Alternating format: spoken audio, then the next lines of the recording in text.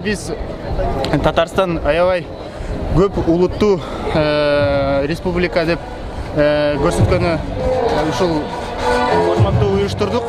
Анан кийин биз Татарстанга келгенибизге биз окуганы келгенбиз, биз студентпиз. Анан кийин биз жөн эле алганга эмес, биз өзүбүздүн маданиятыбызды көрсөткөнгө келдик. Ошол биздин милдетибиз болчу ошо.